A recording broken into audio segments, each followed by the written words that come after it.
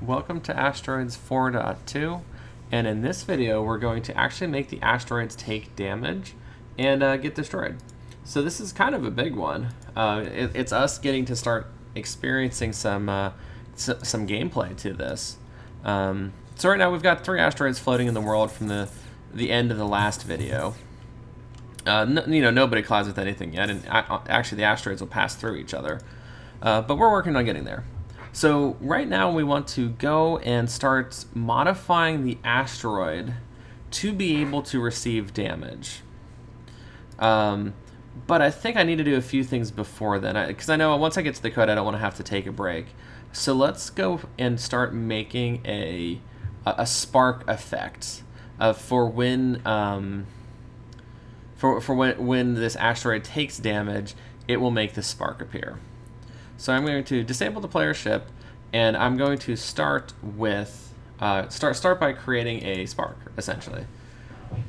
So I need an empty object. The spark is a pretty simple thing, and so it gets created with some weird transform. So reset that transform, and the spark's going to need a total of 3 things.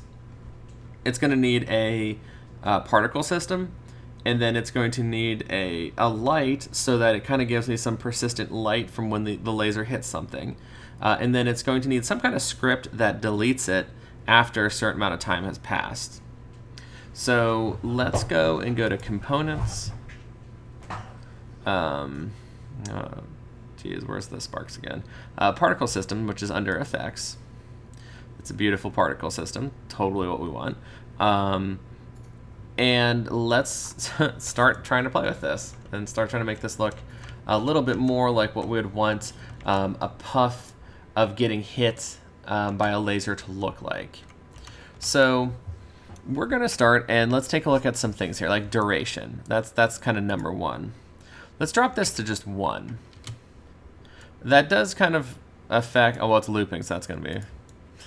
So when we hit play, we can see that it's only going to play for 1 second of stuff. And the particles will just continue to float out there until their lifetime is over. So let's fix this graphic. This is going to drive me nuts. So if we go down to renderer, we can see that there is no material selected for my particle right now. And so I want to go to materials. I can actually see the button over there. Now the downside of having a big monitor and a cat next to your monitor. And we want to have the particle. What do I want? The star mat. That thing looks like a good thing. So it's still kind of too big, and we're gonna play with the size there real quick. None of that really is something that I want to kind of mess with.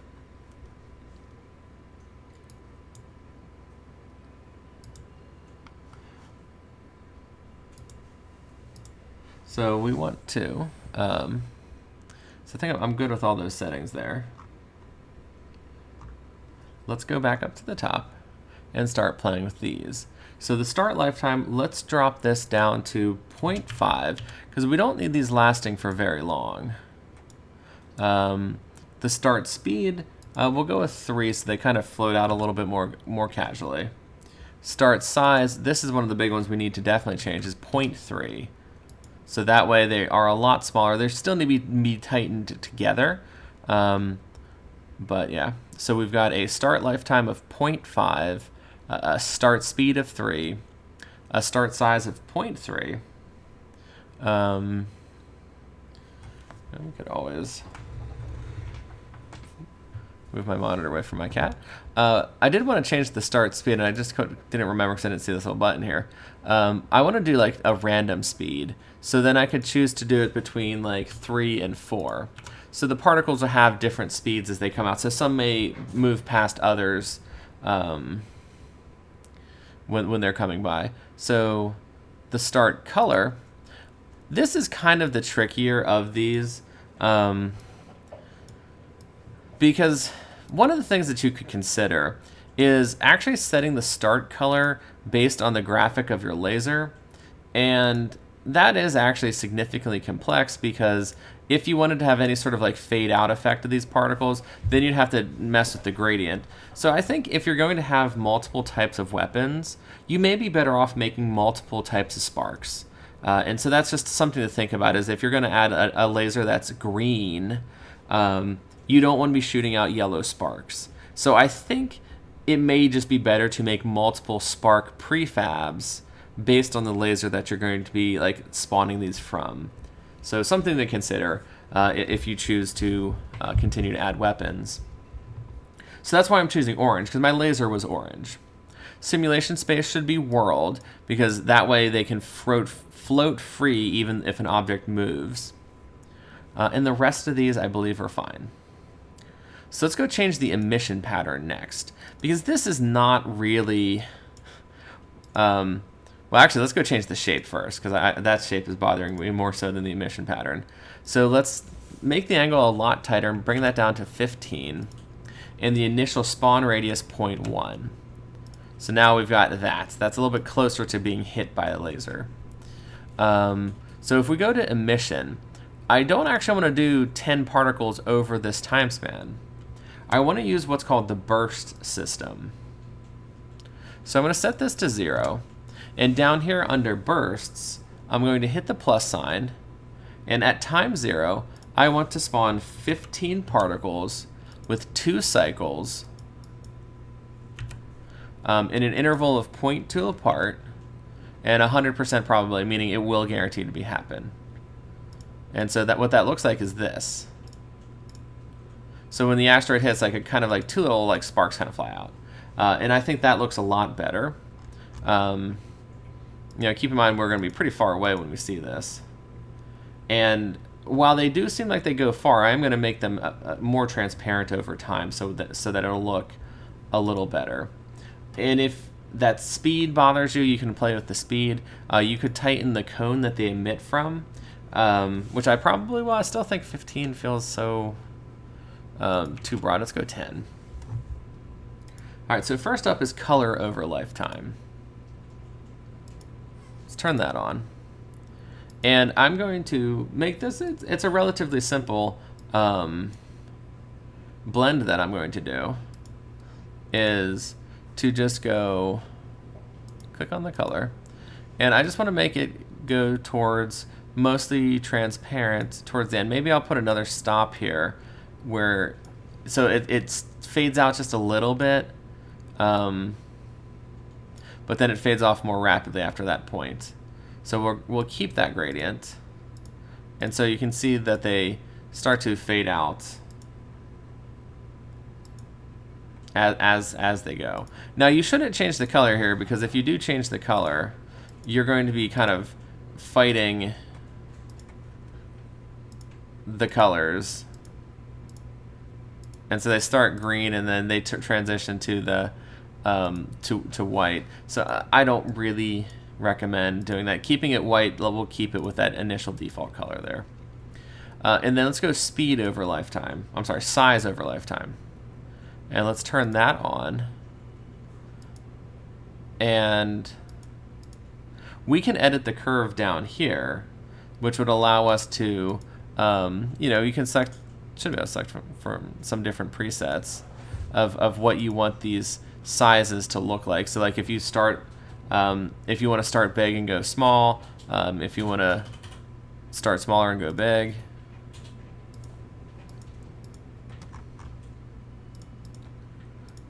And so you can kind of see that when you do something like this, they start smaller and they get bigger over time. And that's kind of a cool effect. I still feel like they need to be a little bit smaller though. Start size is go 0.2. And so we've got our particles, and you know, you can continue to tweak that. You can always play with the curve. You can right click to add keys, which allow you to manipulate the shape of this curve more. I forget what is this I believe this is called a Bezier curve. So it behaves more so like a Bezier curve than other things. So yeah, you can play with that to kind of to get a size that you think fits your vision of what this should look like. Oops. We definitely don't need to play there. All right, so once you have all these set up, now we need to add a few more components to this. Let's go add a light. So go to Components, Effects, making sure we still have this spark selected, and go to Rendering, Light. And so that's going to add a light component there. For this, to keep it about the same as the laser, I'm going to keep the intensity at 1.5. I'm going to drop the range to 1 because this is just like, it's a spark. It's coming out of like a localized hit. And so I changed the color to be about an orangish color. And I'm not going to really change much else. I don't really want it to cast shadows. So we've got our two main things finished about this. And let's rename it to Spark. And maybe I'll even add what kind of laser it is, Laser Basic. And I choose to call it Spark Laser Basic instead of Laser Basic Spark, so that if I were to alphabetize these, all the sparks sort under the same name. And I avoided the comma because sometimes file names and commas don't play nice. All right, so we've got our spark. Now we've got to turn this into a prefab and add a script to make this appear, and then make the asteroid start taking damage. So we've got a little bit more things to do here. So let's turn this into a prefab. I'm just going to take it and drop it down into prefabs. And so it's not really in a specific folder, it's just in Spark Laser Basic. And under scripts, I'm going to create another script, C# script, and I'm going to call this Spark Cleanup. And it's going to be a really basic cleanup script. Did it open? No. There it is. And so the cleanup script, all it's really going to need to do is just delete the spark after a certain amount of time. So it's going to look a lot like how the laser script worked. We'll have a public float exist duration.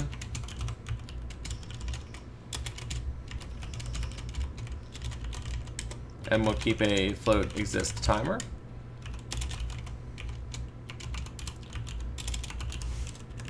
We don't need the start method for this. And inside of update, we're just going to do exist timer plus equals time.delta time. And if that causes the timer to be greater than its existing duration, then we will delete the spark. So overall, you know, a very simple script, but a very important one, so that you don't leave a bunch of spark objects cluttering up your game world. So this is just a really simple script that deletes something after 1.2 seconds. You could try to get a little bit fancier at having it grab the component duration of this particle system, but I think there's enough math behind that at the end of the day, you could probably just adjust this manually for that prefab until it looks right. And so we'll save this script. We have our Spark cleanup script. And we're going to attach the Spark cleanup script to the Laser Basic, to the Spark Laser Basic. And so now this has one more component right here called exist duration. Now we're not going to be able to mess with that too terribly well until we actually see the spark in action. So we're going to need to get to the point where we can start spawning these. So I'm going to update my prefab, apply all, and then I'm going to delete it from the world because I've turned it into a prefab. I don't need it in the world anymore. So I'm just going to delete that. And I'll turn my player back on. So the player is still there. So now we're going to get to program the asteroid getting hit and then spawning the spark. Spawning the spark, or creating that spark, was the bulk of a lot of the work here. And this shouldn't take too terribly long to get the asteroids to spawn them. So let's open up. I want to start actually going with Laser Basic because I'm going to need to get the damage out of this. Now I know damage is a public variable, but I could be a little bit more clever and add a method called public int get damage. And so with this, I could, you know, choose to do something like a critical hit with my laser, and so I'll just do that because that's an interesting way to play. We need to generate a random number. I'll do it with an integer. We'll call it rand. Oops. Random range is deprecated. And so let's generate between 1 and 100. So we're doing some kind of percentile here. And if rand is greater than or equal to 95, then we will return damage times. I guess we need to make sure it's cast back to an int. Something like that. So we could do some kind of like, you get 50% more damage if it was a critical hit. And so we can get clever by actually using a method for a get damage to return the damage. You could make it a little bit more interesting than merely just pulling this damage variable.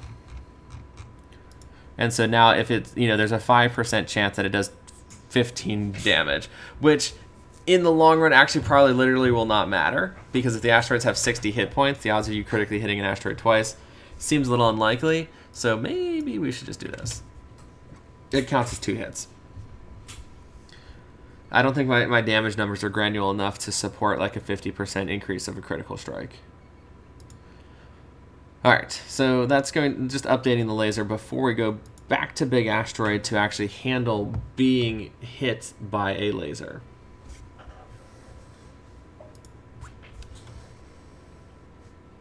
Which also leads me to an interesting conclusion of maybe I should move, going back to this laser basic. Let's attach the spark here. Let's go with public game object spark. And then we're going to have to attach that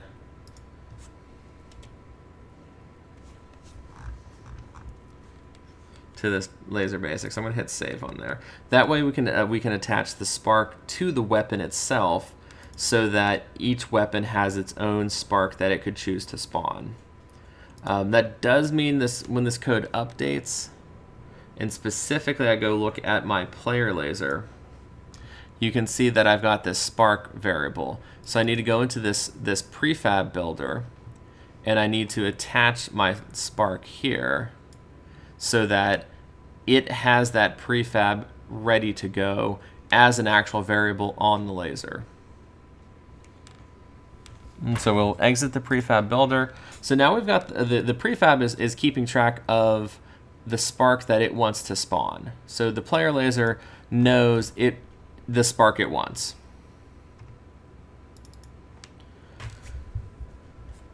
So the asteroid, however, will need its own explosion.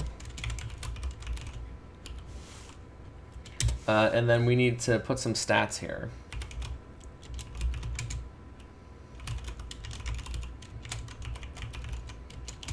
We will deal with spawning the small asteroids later, but I'm going to put that variable in right now. So it's going to spawn 3 small asteroids when it dies. A max hit points of 40, so it takes 4 hits to kill.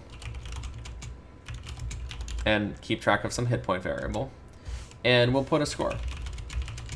We're not ready to handle score yet, but it's a gameplay variable, and we should at least kind of start thinking about it.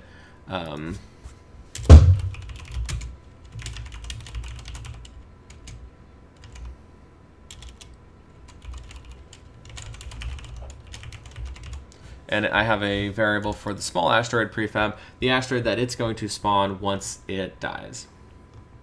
So the gameplay stuff that we need to handle, so we've got these new lines. Really the only thing we got to handle inside of start is setting the hit points. So I'll say HP equals max HP. That way you could change its max to be, so you can make a super strong asteroid, then make it 50, and it will update its hit points accordingly when it spawns. And so that's really the gameplay stuff I think we really need to add to this start method. Update is going to get a little bit more exciting. However, let's get the ability to detect a hit in first. And so to do hit detection, we need to add another method. And there's a lot of different types of collision methods, something that we're going to explore a little bit later, but not necessarily right now at this moment. But we're going to use on-trigger enter.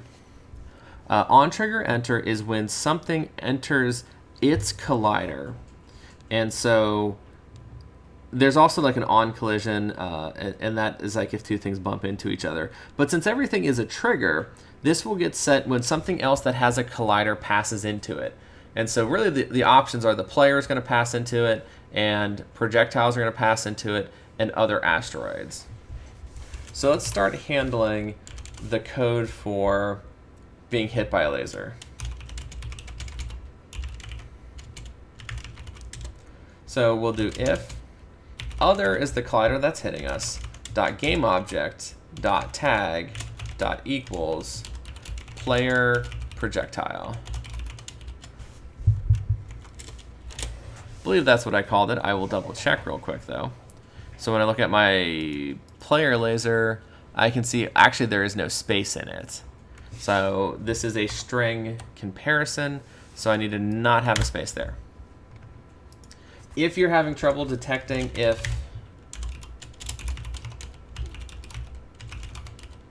it's happening,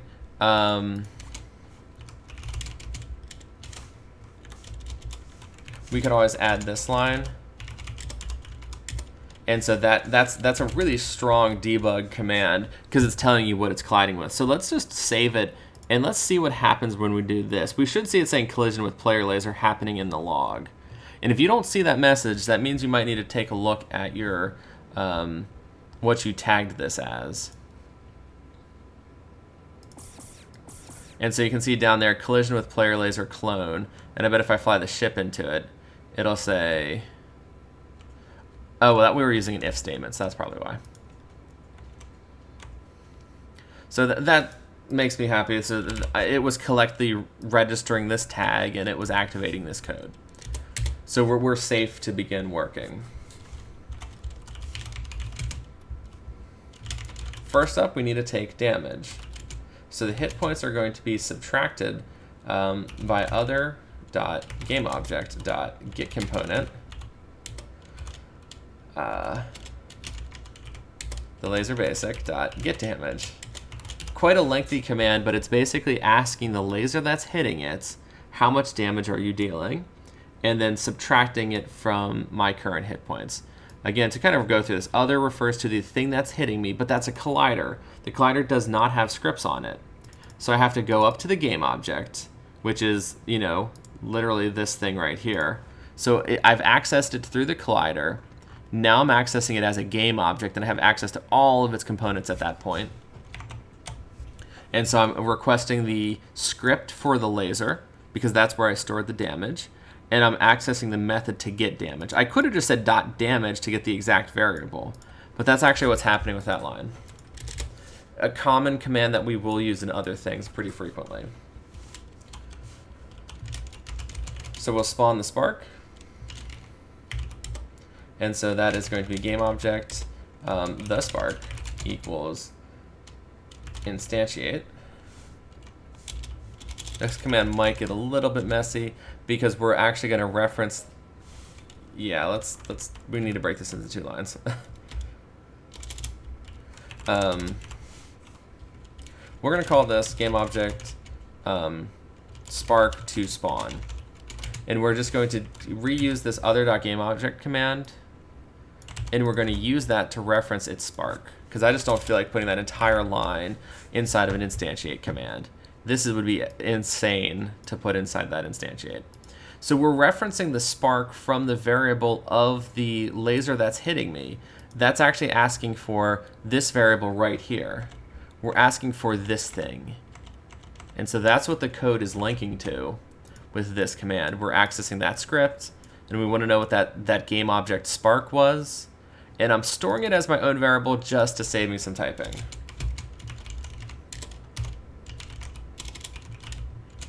So we spawn the spark to spawn, and we're going to spawn it at the position that this happened at. So we're actually just going to grab the other.transform.position and the other.transform.rotation.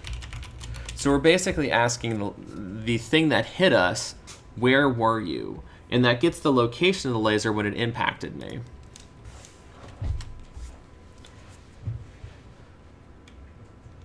If this were a collision event, we could probably query the position the collision happened at, but I don't think you can do that with an on-trigger enter. And so then we're going to rotate the spark.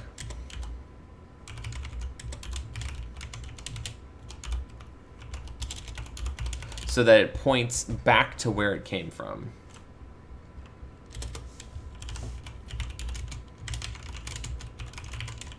So if I have any sort of pop-up damage numbers, I would put them in here. Something that I'm going to explore in an optional video later. And then we're going to delete the laser. Now it is possible to get a little bit kind of crazier with this and have like the laser have multiple hits that it could pass through something, but I'm just going to be satisfied with it hitting one thing, spawning a spark, and us being good with it. While we're here, and while we're thinking of this method,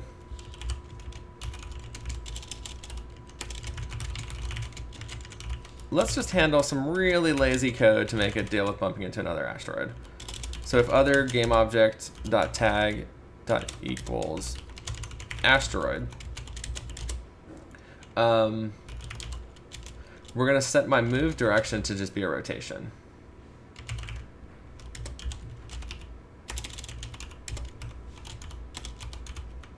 And I'm doing this partly just so you can see how you could just take a vector 3 and rotate it. And now we don't need to do anything else because this move direction is being used in update every frame. So this vector 3 just got rotated 180 degrees. So this is interesting. If you ever need to rotate a vector 3, this is actually how you do it. Quaternion.Euler multiplied by the thing you're trying to rotate. Now, like I said, this is kind of lazy, but it gets a good feel. It makes the asteroids just bounce off of each other, and that's a satisfying game experience. So that is our trigger method. We're basically dealing with being hit by a laser, and we're dealing by being hit by an asteroid. One thing I want to caution you about, though, is you should not have two on-trigger enters and expect them to both activate simultaneously. What I mean by that is you have to decide if the enemies are handling collisions with the weapons or if the weapons are handling collisions with the enemies. You should not do both. Like the laser is not going to have any code that detects a collision with an asteroid because the asteroid's handling all of it. The asteroid's going to delete the laser when it's done with it. So you don't, it's incredibly unreliable if both things have an on-trigger enter that are both trying to do something when they collide with each other. Now, because we're not destroying anything, this should be fine. The asteroids should pass out of each other and everything should be okay. There is a minor issue with this. When an asteroid screen wraps, it could potentially get stuck inside of another asteroid. But hopefully that should not be a common occurrence. Like that's like less than 0.1% chance of occurring. All right, so we hit save, and now we've got a lot of this code in there for my asteroid. And if we jump back over here, the asteroids do not die yet. They do take damage, and they should be spawning sparks. And so you can see that the spark kind of rotates based on the angle that the laser hits it at. And so you can make the sparks bigger. I guess those ones were kind of small. And obviously you can tweak that spark however you want it to make it more what you would want. I do feel like it was a little too small though. Let's bring that back up to 0.3.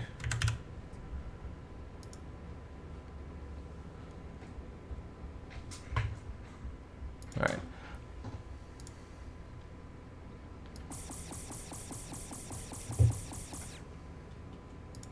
So we've got effects, and now the asteroids are not destroying themselves. And so that's the last thing we need to do. I think I attached on the asteroid space for an explosion. So if we pull up the asteroid in the prefab editor, you can see that we have this option here for an explosion, and it's set to none. Well, there's actually a built-in one in the assets package that we were using initially.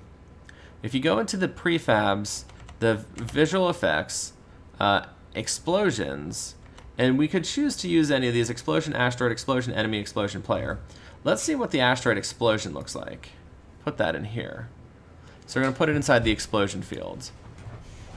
And then I'm going to back out of the asteroid. Now I've got to like blow up the asteroid and spawn that explosion. So going back to AsteroidBig, we can see we are modifying the hit points. So that's going to be a job to do inside of update.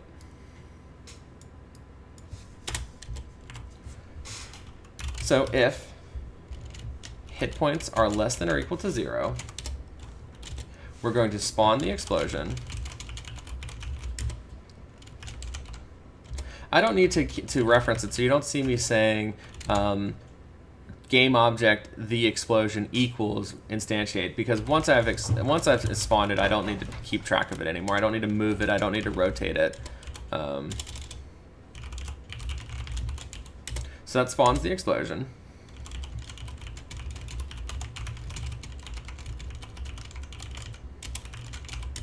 We're going to store the location to spawn the new asteroids at, because I am going to delete this asteroid very shortly.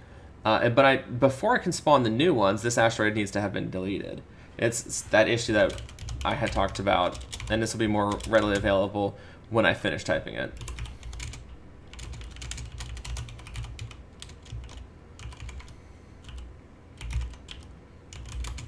So I'm accessing my transform X, Y, and Z, just to kind of give you another way to think about how you can access positions. So I'm storing my old location there.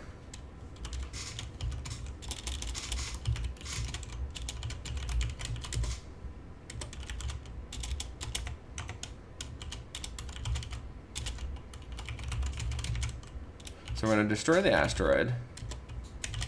The best command ever, just destroy. So that's going to delete the asteroid from there. And then, down here we're going to spawn small asteroids. But we're not ready to do that. We haven't made a small asteroid yet. But here's the thing. This is why we need to store the location. Because this is the moment the asteroid, the asteroid gets destroyed here. So we grab its location here. Then it's no longer in existence. But I can spawn new asteroids at that location, because when I spawn an asteroid, I'm going to check to see if there's another asteroid on top of it, so two asteroids don't get stuck on each other. But if I didn't delete the game object, it would think it's being stuck in the big asteroid. So that's why the spawning of the small asteroids has to happen last. But that's also why I have to store my location, because the moment I delete the asteroid, I no longer have access to its location. And so we should be able to see this thing explode and delete itself. This does not get used yet. We'll see that in the next video. So we hit save. We're done with coding for now. We go back to our game world, and since we just attached the explosion prefab, these asteroids should die in 4 hits. Oh, I hit each one of those once. So 2 hits left, 1 hit left, and then that explodes.